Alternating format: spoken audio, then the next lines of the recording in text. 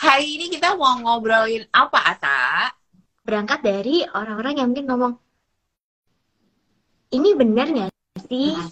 Eh, ini kok aku nggak yakin ya, aku tuh udah siap nikah atau belum ya? Tapi gitu ya, nanti tapinya banyak tuh ya.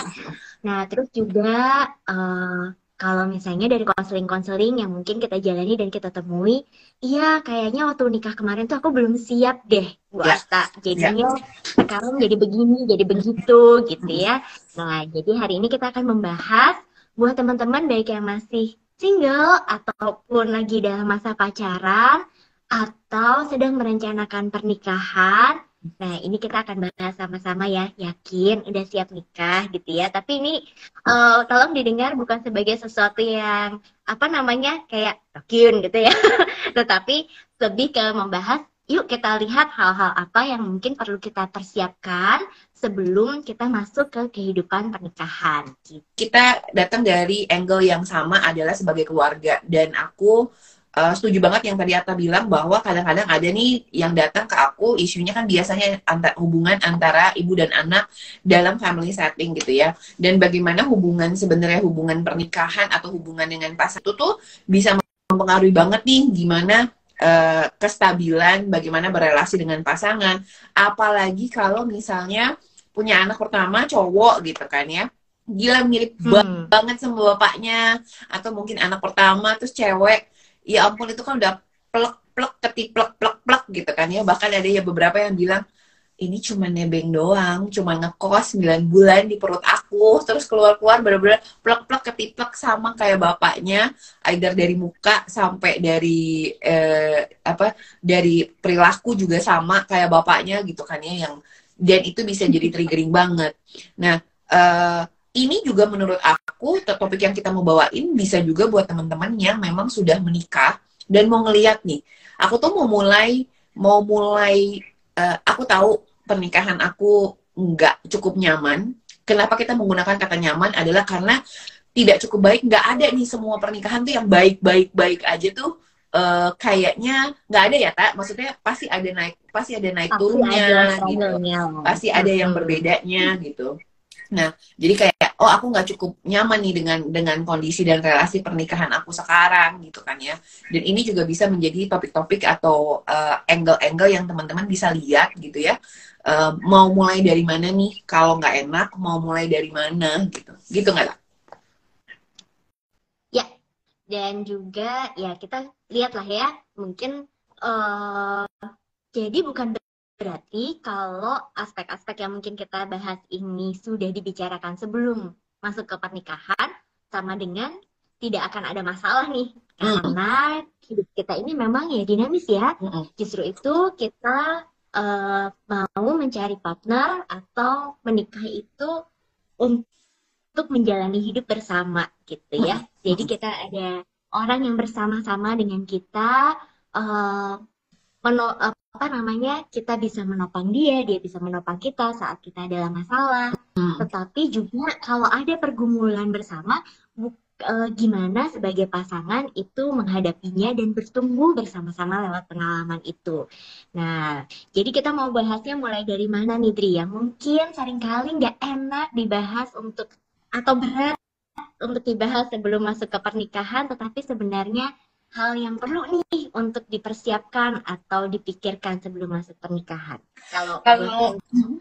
dia ini yang lagi happening di sosial media di Indonesia tuh kan ada banyak perpisahan, terus ada banyak juga Hmm. yang ada beberapa yang menikah gitu kan ya, ada beberapa yang menikah, terus udah itu pernikahannya seperti apa bentuknya gitu ya. Dan biasa yang disorot adalah ketika awal memulai yang disorot adalah weddingnya, yang disorot adalah berapa mewah, adatnya apa, dan segala macam. Tapi begitu berpisah, yang disorot relasinya.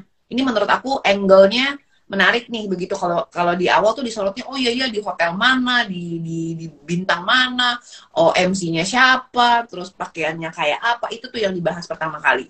Tapi ketika berpisah tuh yang dibahas relasinya. Ini kan berarti kan tumpang tindih nih, masuknya benchmarknya apa, keluarnya benchmarknya apa gitu. Tapi kalau misalnya mau ngelihat dari pertama, orang ngelihat memulai pernikahan tuh dengan weddingnya, dengan segala macam, pasti biasa yang pertama yang dipersiapkan sama orang-orang adalah keuangan ya.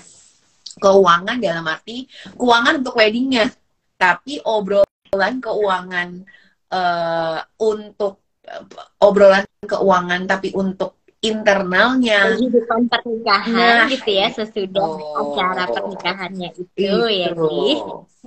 Itu yang menjadi sesuatu tuh tak.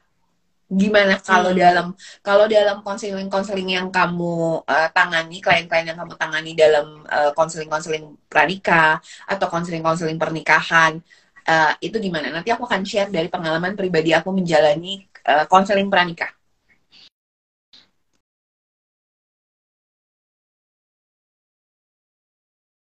Karena memang biasanya kalau lagi mau nikah sibuknya memang persiapan pernikahannya ya. Orang akan investing money and energy itu ke acara pernikahan gitu. Padahal acara pernikahan itu 1 hari.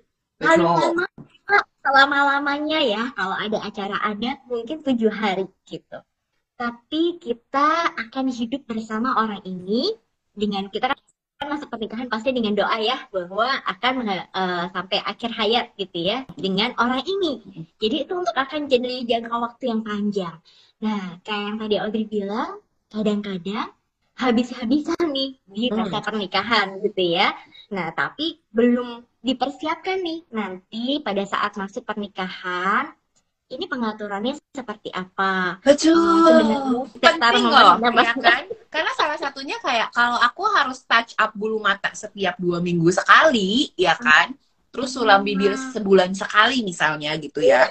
Itu kan pengeluaran sesuatu yang berbeda, tak? Ya kan? Ya, nih, bulu mata itu harus selalu begini, ya? Gitu kan? Nah, kan beda dong biayanya. Biasa kan misalnya dibiayain sama orang tua gitu ya. Nah, sekarang udah pernah diomongin belum sama calon suami misalnya ya, skincare istri gitu. Itu nanti pakai uangnya siapa gitu. Apakah setelah menikah suami istri bekerja? Nah, sebelum kita ngomongin tentang finansial ini, kita harus menarik mundur sedikit bahwa setiap orang datang dari keluarga yang berbeda. Yes. Ada yang orang tuanya dua-duanya bekerja, ada yang orang tuanya salah satu ibunya jadi ibu rumah tangga atau justru ibunya yang bekerja. Jadi latar belakangnya bisa sangat berbeda. Terus udah gitu nanti cara mengelola uang di setiap keluarga asal itu juga beda. Mungkin ada yang ya kayaknya mamaku mau belanja apa aja, aku mau belanja apa aja, tinggal gesek gitu ya. Kayaknya nanti semuanya terpenuhi. Atau ada juga yang setiap bulan ayahku akan memberikan sekian jumlah dari gajinya untuk ibuku dan dia akan mencukupkan dengan sejumlah itu gitu.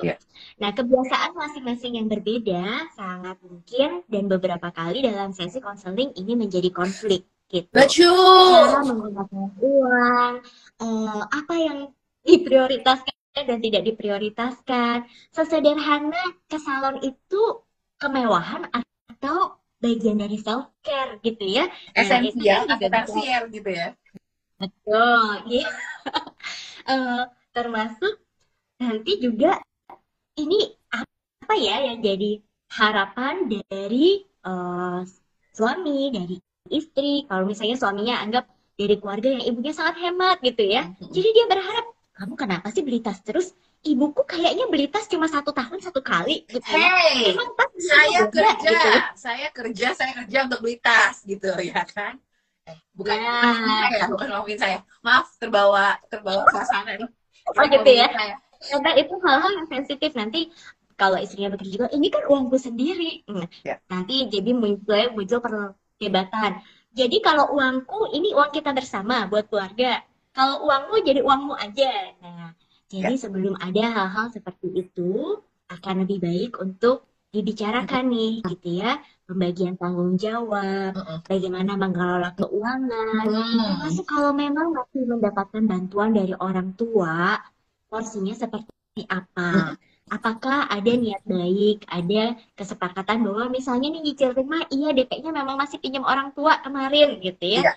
Nah, bagaimana nih kita mencicil balik ke orang tua gitu ya? Nah, ini kan hal-hal yang perlu dibicarakan. Kalau lagi ada keluarga yang sakit, nanti kita pakai dana apa? Iya, iya, iya. Jadi dana darurat, keperluan sehari-hari, siapa yang bekerja, untuk uang yang didapat itu dipakainya untuk keperluan apa.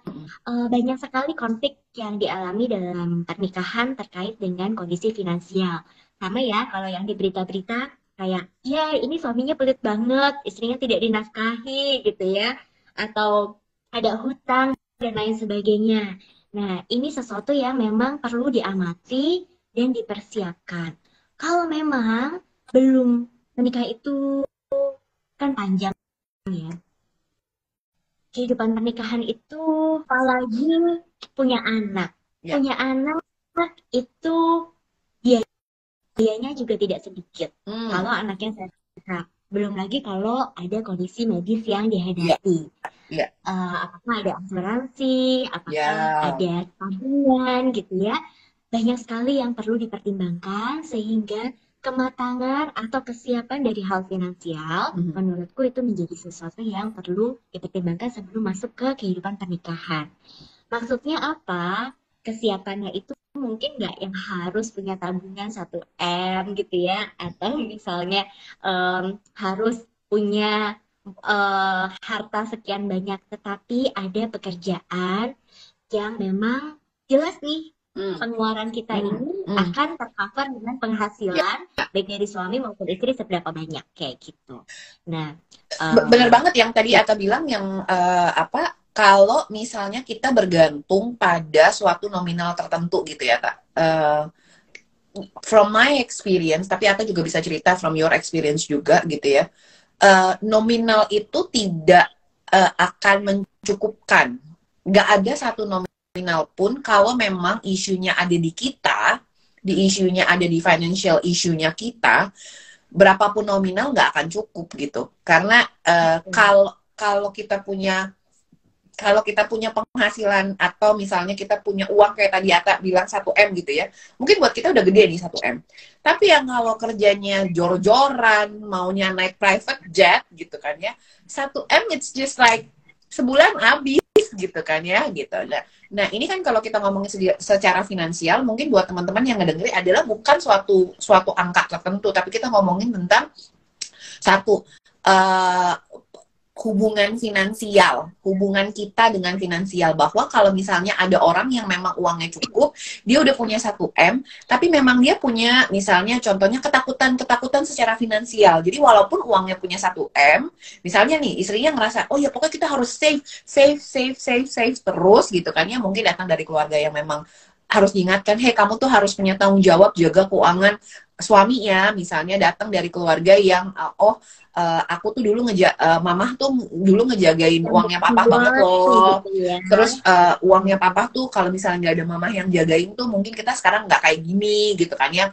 Kita ada kesulitan. Sehingga wejangan-wejangan sebelum menikah dari mamah tuh lebih yang, kamu sebagai perempuan itu tuh kamu tuh gerbang penjaganya keuangan suami loh. We'll never know gitu kan ya. Gerbang penjaga keuangan suami. Kamu harus tahu suami kayak gimana. Dan ini kalau tidak ada komunikasi dan keterbukaan dan bagaimana terhadap finansial antara si suami dan si calon istri, ini tuh akan jadi yang kayak, duit kamu tuh 1 M, aku harus jaga. Dan bagaimana harus jaga. Jadi setiap pengeluaran ini, aku mau ini pesen GoFood gitu. Kenapa harus GoFood? Nanti ada potongan lagi, kenapa nggak kamu ambil sendiri? Terus suaminya berpikir, gue kerja keras-keras, dan setahu gue, tabungan gue tuh ada 1 M. Ini bini gue kenapa? Gitu kan ya. Nah, sehingga suaminya juga bisa ngerasa bahwa gue udah kerja keras-keras, tapi kenapa gue harus ngirit kayak begini gitu. So, thoughts about financial, behavior toward financial, fear towards financial, itu yang kita bilang gitu. Jadi bukan lo nggak punya angka tertentu, ada juga yang misalnya gaya dari suaminya nih, misalnya even punya 5 juta doang di dalam tabungan, punya anak 1, dia yang kayak, udah bunda, nggak apa-apa, kalau Tuhan kasih kita kesempatan kayak gini, Tuhan percayain anak sama kita, Tuhan juga pasti cukupkan. Tapi kalau istrinya yang kayak, gak bisa mas, kamu gimana ngomongnya kalau misalnya kayak gini gitu. Itu real banget tuh gitu. Maksudnya sangat real banget gitu kan. Maksudnya itu sesuatu yang kita ngomongin tentang finansial gitu. Bukan cuma angkanya, tapi aspek pribadinya towards finansialnya tuh kayak gimana gitu. Ada juga yang mungkin 5 juta orangnya udah kayak, kita cukup-cukupin ya. Ini tuh udah tanggal berapa nih? Ini udah tanggal 22 sekarang.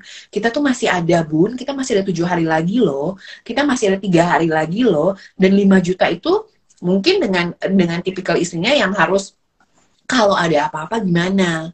Atau misalnya, kalau misalnya harus support orang tua, gimana? Cara ngatur keuangannya kayak gimana gitu. Atau ada juga yang jelas-jelas di depan mata, mau apapun terjadi, dananya sudah ada, tapi memang tipikal cara berpikir salah satu dari pasangannya adalah ngirit sebisa mungkin. Ngirit sebisa mungkin. Nah, itu kan bisa jadi trigger juga gitu. Ngelihat tuh gimana dinamikanya. Nah, mungkin yang buat teman-teman yang belum menikah yang kayak, ya elah, Mbak Audrey, Mbak Atta, baru satu topik doang. Kenapa susah banget gitu?